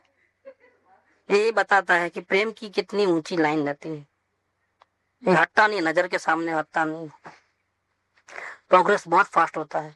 इसमें अपन रहते ही नहीं है, गुरु ही गुरु दिखते हैं हर जगह। यहाँ पर भी मैं हुई नहीं तो अभिमान नहीं है, कुछ नहीं है, फिर संतोष नहीं है। आप दाखला देके समझा रहे हैं, वो भी हमारे पे करुणा ही कर रहे हैं। हम जिस लफड़े में उस लफड़े से समझाए तो अच्छा रहता है क्या? जिस लफड़े में हम रहते हैं, माहौल जिस प्रकार वो ज्यादा असर करता है, तो वो तो इसमें भी आया कृपा देखे, इसमें वो सुख विषय विचार है ना। एक त्यागी तपस्वी जंगल में रहने वाला जो संसारी जीवों के ऊपर उपकार नहीं कर सकता है, उससे ज्यादा उपकार एक गृहस्थ संसारी जीवों के ऊपर कर सकता है, अगर ज्ञानी है तो। क्योंकि उनका तो संयोग करने के लिए संसारी जीवों को दुकान बंद करके जंगल में जाना पड़ेगा, उतना टाइम किसी के पास। कृपा ने लिखा है बात। लेकिन एक गृहस्थ सब जिम्मेदारी निभाते हुए संसार की, फिर भी जिम्मेदारी से हटके अपनी आत्म साधना कर रहा है, भाग रहा नहीं कायरों की माफी, डट के सामना कर रहा है, उसका जो अंदर का और बाहर का परिणाम देखते हुए एक जबरदस्त प्रेरणा मिलती है। वो असर बहुत करता है। खुद बीड़ी पीवे और दूसरों को बोले नहीं पीना तो असर नहीं करता है। उनके जैसे माहौल में रह करके भी हम बीड़ी नहीं पीते हैं, हमारे में कोई दुर्गुण नहीं है। होटल में तो हम भी जाते हैं, दूसरे दोस्तान भी जाते हैं, लेकिन हम जैन पाव भाजी खाते हैं और वो उनको चलता ही नहीं है। तो इसमें बहुत बड़ा फर्क पड़ जाता है। उसको विचार हो जाता है कि ऐसा क्या है, इसमें टेस्ट क्या आता होगा। फिर भी वो टेस्ट को मार गोली, अपने को यही खाना है, दूसरा नहीं खाना है, असर नहीं गिरता है। वो भी हमारे ऐसा है। फिर वो तो इतना ध्यान रखता है कि मेरे कारण बिना वजह जीवों की हिंसा न हो, एक इंद्रिय जीवों की। और मैं देखो कितना पापी हूँ, उसको फौरन स्ट्राइक करता है। ये सत्संग, उसको वहां होटल में सत्संग मिल गया। तो आलू प्याज खाने वाले को ऐसे जैन मिल जाए कोई, और होटल में जब 20 मंगावे सब, और बोले जैन नहीं होना, एक भी नहीं होना आलू प्याज, उसको सत्संग कहाँ मिला? मंदिर में नहीं। या उसको सत्संग कहाँ मिला? ऐसी संगति कहाँ मिली? होटल के टेबल के मिली। स्ट्राइक करता है, आश्चर्य होता है, ये क्या, मेरे को तो चलता ही नहीं इसके बिना, और ये ऐसा चलता है। बहुत बड़ी बात है। असर बहुत, उपकार बहुत करते हैं। ज्ञानी धर्मात्मा बहुत उपकार करते हैं। तीर्थंकर से भी ज्यादा उपकार है हिसाब किताब गया तो। क्यों? तीर्थंकर किसी को प्रत्यक्ष व्यक्तिगत बुलाते हैं, कल इतने बजे प्रवचन है मेरा, आ जाना। क्या हमारे घर पे खाना खाने, आहार का लाभ देने आते हैं? हमारे सुख दुख में हम बीमार है, कुछ भी है तो पूछा करने आते हैं? तो वो तो पूर्ण वितराग है, उनको कहीं जाने का आने का नहीं रहता है। मुनिराज, उनको भी संसारी जीवों की पड़ी नहीं, उल्टा सामने मिले तो और भाग जावे। जंगल में रहते हो और देखे कि अभी 2 दिन से बहुत लोग आ रहे हैं यहाँ पर, तो वो स्थान, जंगल का स्थान भी छोड़ करके ऐसी जगह चले जाएंगे कि कहाँ गए हमको पता नहीं है। वो भागते हैं संसारी जीवों के साथ, दोस्ती करना नहीं, देखना नहीं चाहते। देखो ये ऐसे स्थान पे क्यों आते हैं पहाड़ों में उधर उधर, क्योंकि वहां संसारी जीवों की पहुंच नहीं है। प्लेन मैदान में कहीं भी हो ना, झोंपड़ी बना करके ऐसे कहीं खड़ा करके, तो लोग आसानी से मोटर कार लेकर आ सकते हैं। यहाँ मोटर कार तो यहाँ ही रहती है, अब ऊपर जाती है मोटर कार क्या? यहाँ तो पैदल ही जाना पड़ता है, वो ढूंढना पड़ता है वो कहाँ कौन से गुफा में होंगे। इतना टाइम संसारी जीवों के पास नहीं है। इसीलिए ज्ञानी पुरुष ज्यादा साधना करने के लिए ऐसे पहाड़ों में, गुफाओं में, जहाँ सामान्य लोग नहीं पहुंच सकते, वहां जाते हैं, वहां साधना करते हैं। उनको बहुत भय लगता है संसारी जीवों के साथ, उन्होंने नहीं जानते, तो वो इतना उपकार नहीं करते हमारे ऊपर। हमारे ऊपर ज्यादा उपकार कौन करे? हमारे बीच में रह करके रोज हमको कैसे कल्याण करना वो समझावे, हमको बार बार टोके, गलतियां बतावे। देखो इसमें भी गलतियां बताई है सुगानी जी को। अब ऐसे प्रसंग में नहीं आते हैं, ऐसे धर्म के प्रसंग में तो आओ तो आपको डबल फायदा, हमारे को भी फायदा, आपको गुरुदेव के दर्शन भी होंगे। लालच दिया है, वो भी बहुत उस्ताद थे, वो ऐसे आने वाले नहीं है, और हम उनको सोगानी ही चाहिए। कैसे बुलावे? तो ऐसे बाणा देख करके बुलाया, कार्ड देख के। तो ये लिखा है सुगानी जी की बहनें सोचती होंगी कि निहाल भाई ने न पत्र दिया है न आना ही हुआ है, कार्ड भेजा लेकिन जवाब ही नहीं है कुछ, आऊंगा नहीं आऊंगा। प्रसंग पतने के बाद लिखे हैं कि मैं नहीं आ सका, खेद है। देखो कि न आना हुआ, न पत्र दिया, न आना ही हुआ, और प्रसंग चले गया। तो आपको हमारे बारे में उल्टा ख्याल आया होगा कि नहीं नहीं, इनको गुरु दर्शन का भी कोई जरूरत नहीं लगती है, स्वच्छंदी हो गए। तो जब पहले मिले थे तब तो आत्मा की बहुत अच्छी अच्छी बातें करते हैं, लेकिन वहां माहौल बहुत खराब रहते हैं ना, तो उनको धर्म भावना खत्म हो गई है, अब वो लाइन हट गई है, अब उनको सत्संग की कोई रुचि नहीं रही, तो सत्य मार्ग से हट गए। तो सोचते होंगे कहीं सुमार्ग से हटना तो नहीं हो गया है। और सोचने के लिए अवसर भी है। क्या अवसर है? कि प्रवृत्ति कौन सी है, शुभ है कि अशुभ है? अशुभ योगों में तो प्रवृत्ति है, मन वचन काया की प्रवृत्ति पाप की है, व्यापार धंधा कुटुंब का मिला हो। और शुभ में उदासीनता है, शुभ के प्रसंग पे बुलाते हैं, ब्रह्मचर्य प्रतिमा ले रहे तो आ जाओ, प्रतिज्ञा ले रहे तो, मंदिर बना रहे तो आ जाओ, तो केयर नहीं करते हैं। तो आदमी दौड़ा दौड़ा जाता, धर्म की रुचि हो तो। ये शुभ के कार्य में उदासीनता है। उदासीनता माने क्या? इतना अपने आप को एकदम उछल कर नहीं आ जाते हैं, ओ अच्छा मैं आऊंगा, जरूर आऊंगा, ऐसा नहीं बोलते हैं, कुछ बोलते ही नहीं है। इसका मतलब क्या है?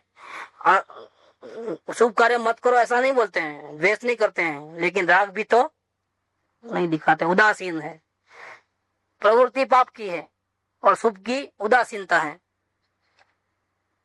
तो ऐसा सामने वाले को ऐसा लगे कि इसका अभी वो पहले वाली बात नहीं रही, जब सोनगढ़ आते थे धर्म की चर्चा करते थे, आत्मा की महिमा करते थे, लेकिन अभी वो बिगड़ गए। संयोग बेचारे के ऐसे है ना पाप के, तो लफड़े पड़ के वो हट गए, ऐसा उनको लगता होगा।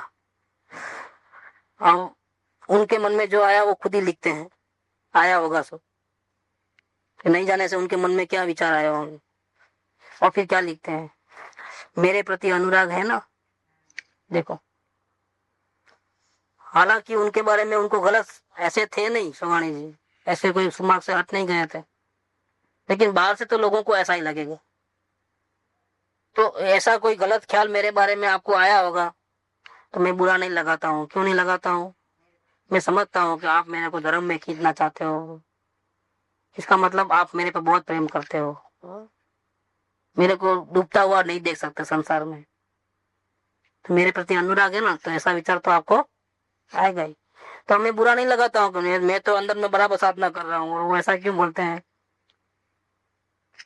क्या? तो आप भले ही बोलो, लेकिन मेरे अभिप्राय में कोई दोष नहीं है, मेरी साधना बराबर चल रही है। हाँ, मैंने गुस्सा किया, लेकिन मेरे अभिप्राय में नहीं था। अंदर से मैं अलग हूँ। आप बाहर का ही मत पकड़ो, मेरा मत देखो, मेरा अंदर में मैं अलग हूँ। आपको क्या मालूम हमारे साधना क्या? मैं क्या हूँ आपको नहीं मालूम, आप बाहर से देखने वाले हो। ऐसा करके डांटने वाले सत्संग में क्यों नहीं आते हो? क्यों भक्ति नहीं करते हो? क्यों सारा ज्यादा उलझते हो? ऐसा कोई बोले तो उसके ऊपर गुस्सा नहीं आता है। कोई गलत भी समझे तो गुस्सा नहीं आता है। वो क्या बोलते हैं, आपको मेरे प्रति बहुत प्रेम है, मैं डूबू हूं संसार में, आपको पसंद नहीं है, इसीलिए आप मुझे बारे में ऐसा ख्याल रखते हैं। तो उल्टा प्रेम बढ़ता है क्या? तो मेरे प्रति अनुराग है ना, अतः आपको कहकर एक कार्ड डलवाया होगा। एक कार्ड और नहीं गया तो फिर कार्ड डलवाया, और एक गुस्से वाला। क्या आप धर्म बरम को छोड़ दिए, गुरुदेव को छोड़ दिए, ये कर दिए, वो कर दिया, ऐसा कोई कार्ड गुस्से वाला आया होगा? तो इसके जवाब में लिख रहे हैं। अब मेन विषय अब शुरू होता है। देखो, विकल्पात्मक वृत्तियों का तो सहज ही अनुमान कर लिया जाता है, क्योंकि वहां तो विकल्प की पहुंच है। हम अनुमान लगा सकते हैं कि धुआं है तो आग लगी है किधर भी। ये तो मन की वहां पहुंच है, तो अनुमान कर सकते हैं। तो उसको गुस्सा आया तो सामने वाले को आंख लाल पीली हो गई और गालियां बक रहा है, तो मन की वहां पहुंच है कि जरूर उसकी इच्छा पूरी नहीं हुई है, उसकी इच्छा के अनुसार नहीं चले, इसलिए वो गाली दे रहा है। वहां मन की पहुंच है। तो विकल्पात्मक वृत्तियों का तो सहज ही अनुमान कर लिया जाता है, क्योंकि संसारी जीवों को मन मिला है और मन की वहां पहुंच भी है। परंतु निर्विकल्पता का माप तो बाहर से नहीं किया जा सकता। अंदर में मैं क्या कर रहा हूँ, दिन में कितनी बार मुझे आत्मा का अनुभव होता है, कितनी बार स्वानुभूति होती है, कितना वेदन आता है, उसका माप तोल करने की शक्ति मन में नहीं है। वो बाहर से दिखाई भी देता नहीं है। ये तो स्वयं के समाधान का विषय है, स्वयं को ही मालूम पड़े, क्योंकि वो अनुभव का विषय है। वो कोई दूसरों को दिखाने की चीज, और अपने को फायदा भी नहीं अगर कोई दिखावे, देख ले, और नहीं देखे तो कोई नुकसान भी नहीं हो रहा है, क्योंकि अपने को तो मालूम है कि हम क्या कर रहे हैं, क्या नहीं कर रहे हैं। वो तो स्वयं के समाधान का विषय है। बहनों का व आपका मेरे प्रति वात्सल्य व अनुराग है, और मेरा भी आप लोगों के प्रति। यह एक मार्ग में चलने वालों का सहज संबंध है। आपको जिस प्रकार से मेरे प्रति बहुत भाव आता है, ऐसे मेरे को भी आपके प्रति प्रेम है। आप डांटते हो तो मुझे बुरा नहीं लगता है। देखो, मैं तो बुरा लग जावे, कहाँ सोगानी जी और कहाँ वो लिखने वाले समझ नहीं सके होंगे। सोगानी जी अपनी हिम्मत हो, सोगानी जी को कुछ दो शब्द बोले तो सुन नहीं सकते। सोगानी जी के बारे में कोई कुछ बोले तो सुन नहीं सकते, क्योंकि समझते हैं हृदय को। और वो लोगों ने कुछ बोल लिख दिया होगा कड़ा शब्द, तो भी सोगानी जी को बुरा नहीं लगता है कि मैं इतनी अच्छी जबरदस्त साधना करता हूँ, उनको क्या मालूम। दोबारा पत्र नहीं लिखना है, बातचीत नहीं करना है, ऐसा नहीं। उल्टा उनको ऐसा लगा है कि आपको मेरे प्रति बहुत प्रेम है, तो मेरे को भी आपके प्रति बहुत प्रेम आ रहा है। ये तो एक मार्ग में चलने वाले का सहज एक दूसरे का संबंध ऐसा ही होता है। वो गलती करे तो वो समझावे, वो गलती करे तो वो समझावे, एक दूसरे को संभाल के। गलती नहीं बतावे तो दुश्मन, और गलती बतावे तो हमारा साधन ही है। क्यों हम इतना अपमानित फील करें अपने आप को गलती बतावे तो? हम दोनों के हृदय एक है, दोनों एक साथ जाने वाले हैं, फिर क्यों ऐसा? लेकिन आजकल तो क्या है, साधर्मियों के प्रति भी व्यवहार बिगड़ गया है। जिसके साथ रोज उठना बैठना सत्संग करना होता था, आज नाम देखना पसंद नहीं करते हैं, मिलना जुलना पसंद नहीं करते हैं। कैसा हो गया है? नहीं, आपके घर में तो कितना आते थे हम, अभी वो कहाँ, सब गायब। अभी नाम भी आवे तो क्या हो गए, इतना द्वेष। भाई आपको भी आत्म कल्याण करना है, हमको भी आत्म कल्याण करना है। किसी दूसरे ने आपको भड़का दिया या कुछ व्यवहार में हमारे से भी गलती, उनके भी गलती, तो क्या हो गया? क्या गलतियां नहीं होती है एक दूसरे की?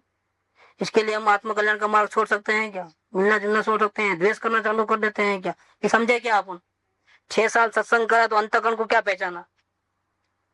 कुछ नहीं पहचाना, और संबंध खत्म हो गए बिल्कुल। कभी कभी विचार होता है कि कैसे हम संबंध बांधे और दूसरे भाव तत्वों को कौन साथ में आएगा, किसको मालूम। इसी भाव में संबंध हुआ और इसी भाव में कौन किसका है इस दुनिया में।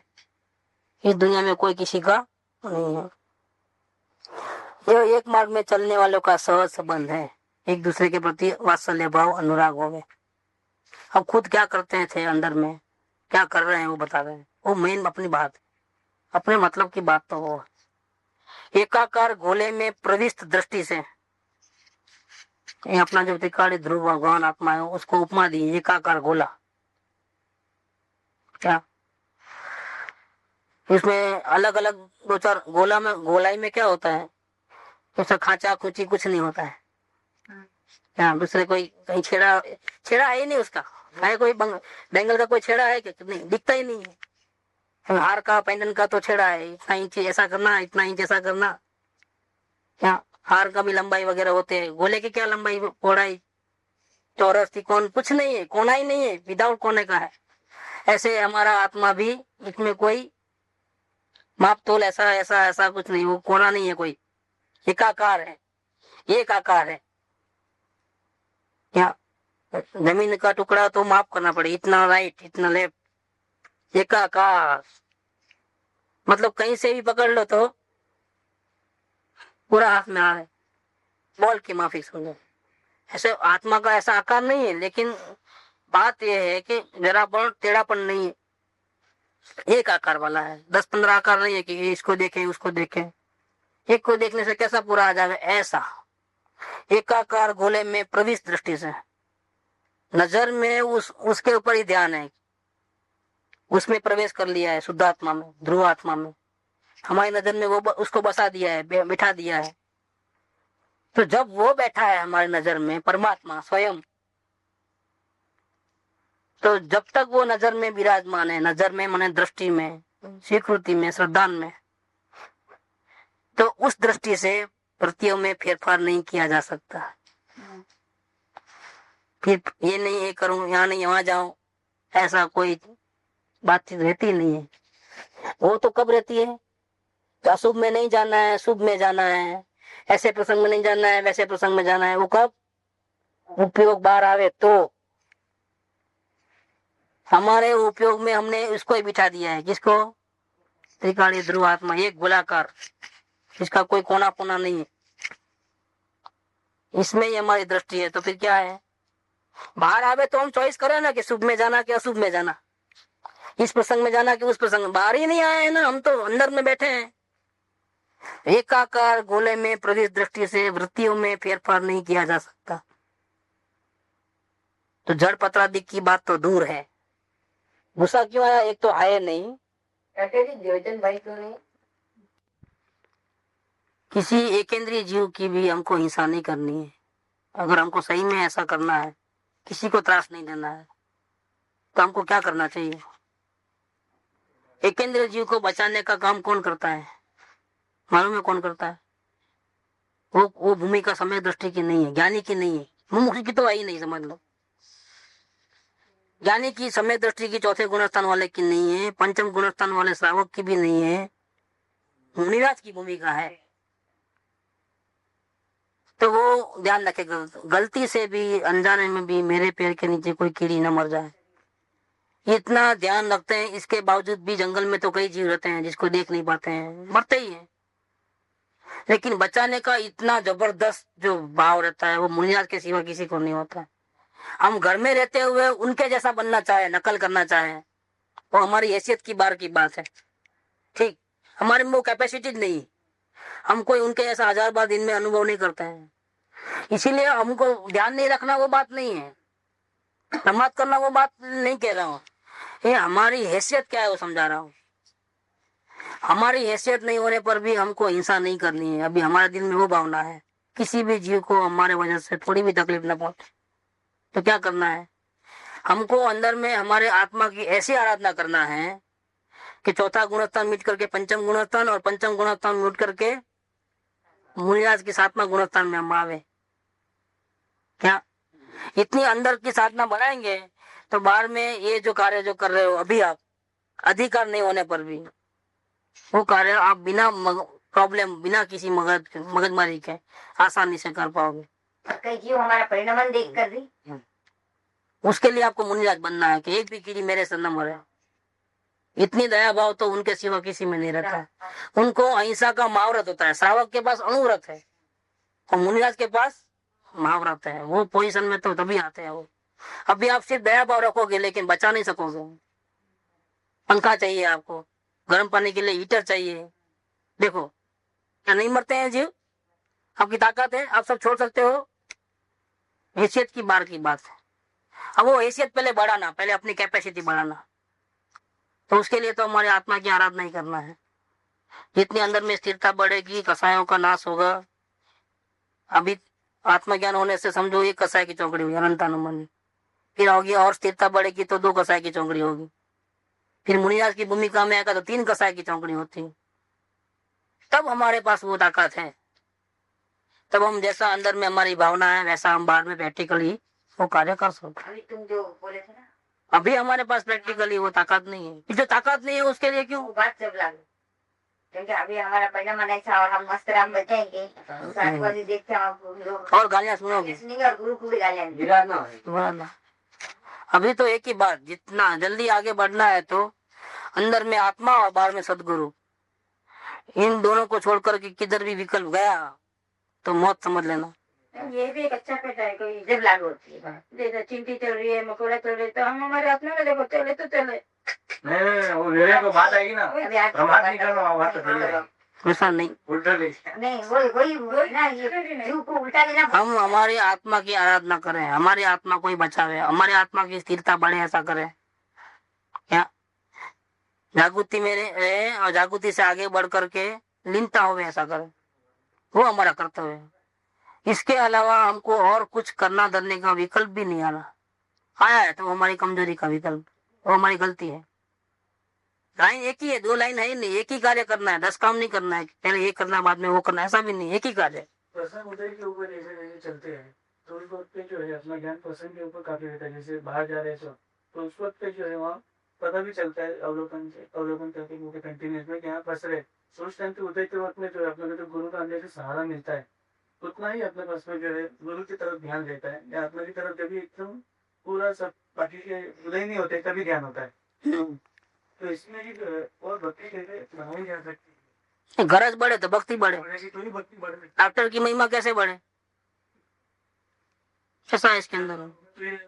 ज्यादा रोग होगा तो उतना सीरियस हो जाएगा। जितना सीरियस होगा इस मैटर में, हमारे प्रोग्रेस के बारे में हम जितना सीरियसली लेंगे उतना हमारे में ताकत नहीं तो कहाँ जाएंगे? और तो कोई सहारा है ही नहीं। तो भक्ति करने के लिए भी गरजवान होना जरूरी है। गरजवान को अकल नहीं होती है। गरजवान तो अंधा होकर के चरणों में गिर जाता है, मुझे नहीं मालूम, मुझे तो ये चाहिए। वो अंधा है, वो कैसे करेगा कि नहीं करेगा।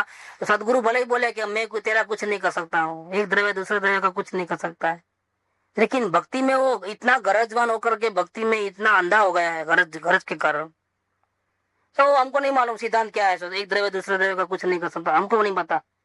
नहीं, समय सार में लिखा है, सिद्धांत ये भगवान ने कहा है, हमको नहीं पता। हमको ये पता है कि आप ही हमको तारने वाले हो। क्या वो सिद्धांत होंगे? हम आप जो बोलते हो तो हम ऐसा नहीं बोलते कि नहीं है, लेकिन हमको उसका कोई हमको समझ में नहीं आता है। समझ में आने पर भी क्या बोलता है, हमको वो नहीं देखना, हमको मत बताओ, गीता भी मत बता, हमको ये बताओ कि गुरु के आज्ञा में कैसे रहना, गुरु के चरणों में कैसे रहना, भक्ति में कैसे रहना। हमको वही सुनना है, हमको दूसरी बातें नहीं सुनना है। वो सबसे सेफ है, क्योंकि उसको अपनी बुद्धि लगाना ही नहीं है। क्या उसको चलती ट्रेन में बैठ जाने का, अपने आप पहुंच जाएगा वो। तो सीखने से थोड़ी आती नहीं, अब गरजवान से सीखने से नहीं आती। गरजवान कोई देखे तो भी भक्ति नहीं आवे। गरज अंदर में होवे आत्म कल्याण की तो भक्ति आए बिना नहीं रहेगी। या अंदर में ही आत्म कल्याण नहीं करना है, खुद ही प्रमाद करता है, खुद को ही अपना लक्ष्य नहीं है, फिर भक्ति कहाँ से आएगी? वो आने का ही नहीं है। भक्ति अंदर से बाहर से दिखावट से थोड़ी आती है।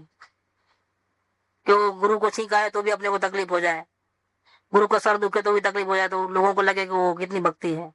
नहीं, ये भक्ति का रूप नहीं है, भक्ति को अंतर की चीज है। जिसको आत्म कल्याण की गरज है बहुत जबरदस्त, उसको टॉप भक्ति होती है। सुगानी जी को ये था,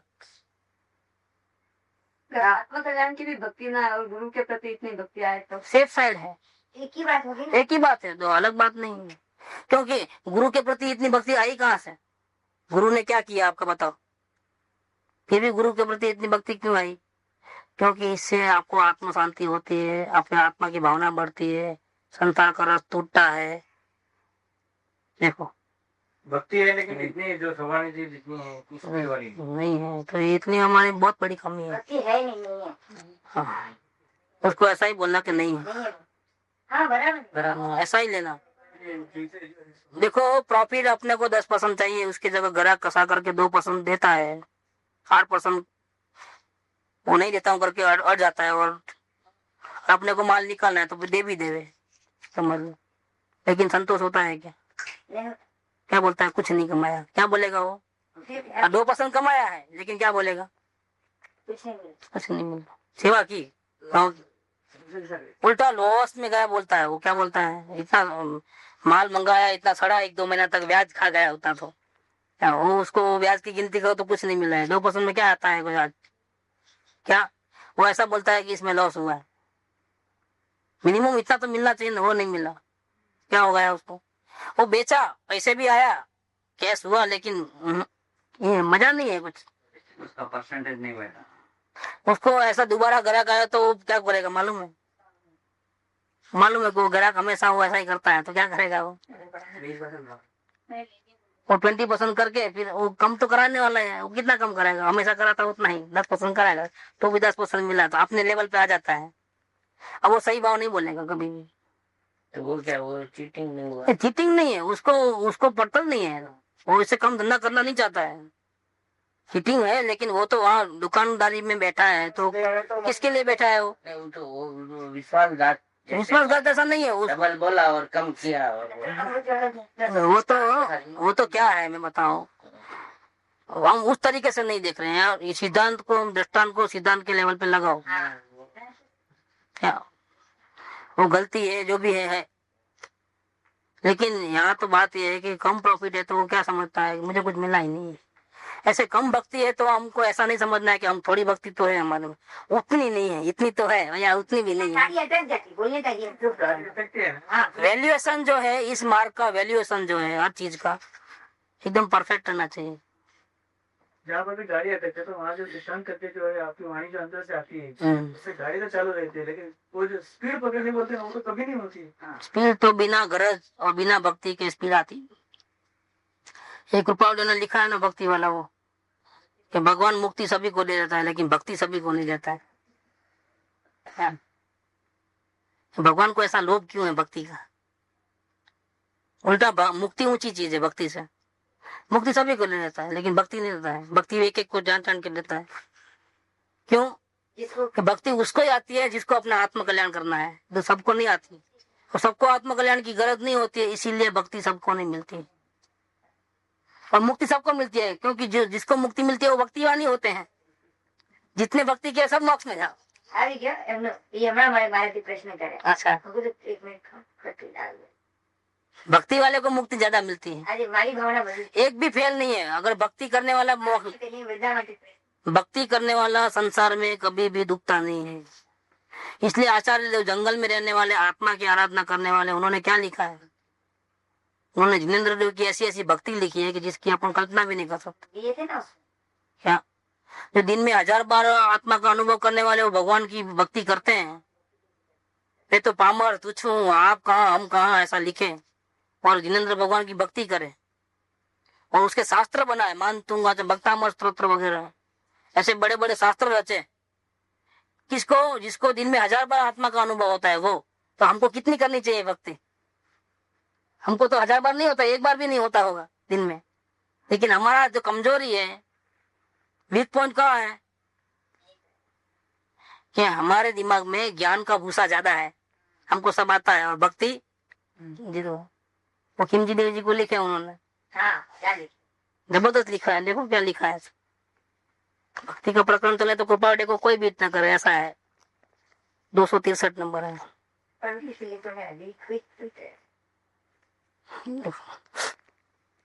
263 नंबर। बम्बई में उनके साथ काम करने वाले खिमजी देव जी करके थे, एक रेवा शंकर और खिमजी देव जी।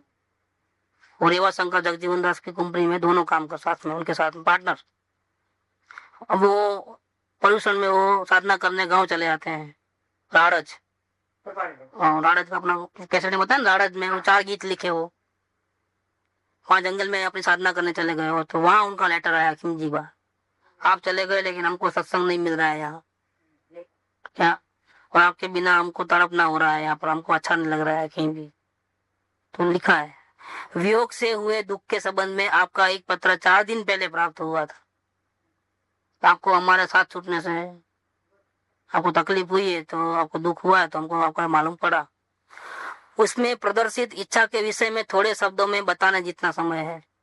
आपने उसमें जो भावना व्यक्त की है, आत्म कल्याण की, जो भी जानने का, जानकारी लेने की, धर्म के बारे में कुछ सुनने समझने की, उसके बारे में विस्तार से समझाने के मेरे पास टाइम नहीं है, क्योंकि लेटर में उतना आपके पीछे मैं अपनी आत्म साधना करने के लिए यहाँ आया हूँ।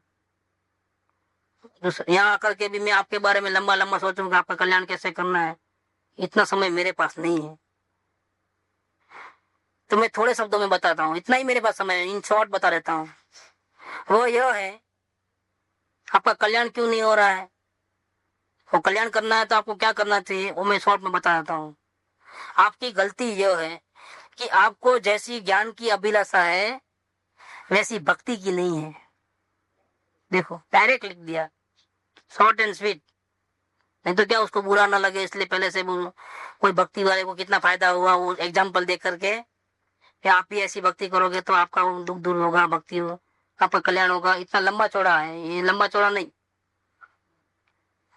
तो अंदर में दवा कड़वी है, ऊपर से शुगर कोटेड होवे और बच्चे भी खा ले, ऐसा नहीं है। तो बहुत कड़वी दवा दे दिया है, डायरेक्ट पियो भैया आप, क्या सीधी गोली मारी है। तो आपको जितनी ज्ञान की अभिलाषा है इतनी आपको भक्ति की अभिलाषा नहीं है। प्रेम रूप भक्ति के बिना ज्ञान शून्य ही है। अगर सदगुरु के ऊपर प्रेम नहीं है और भक्ति नहीं है तो आपको आपका ज्ञान जो है बिल्कुल जीरो है, भले ना कितना भी ज्ञान हो। तो फिर उसे प्राप्त करके क्या करना है, आप कुछ जानना चाहते हो, मतलब जानकारी बढ़ाना चाहते हो और आपको जानकारी चाहिए और भक्ति तो है नहीं, तो भक्ति के बिना अगर जानोगे तो भी वो आपको काम में आने वाला नहीं है। सिद्धांत सब पढ़ लोगे, रट लोगे, तो आपको काम आने वाला नहीं है, क्योंकि आपको भक्ति नहीं है ना। भक्तिवान को ज्ञान काम में आता है, भक्ति नहीं है तो काम में नहीं आता है, समझ में नहीं आता है, आशय समझ में नहीं आता है। और बुद्धि में आया तो भी उसको प्रैक्टिस के वक्त हार जाता है, जैसे इनका प्रैक्टिस के वक्त हार जाते हैं।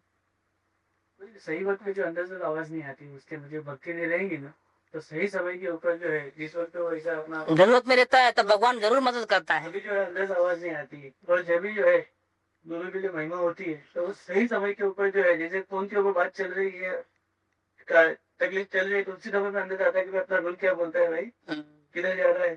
तो सुख धाम अनंत सुसंत चही, दिन रात रहे तद ध्यान मही, प्रशांति अनंत सुधामय जे, प्रणमो पद तेवर ते जयते, प्रण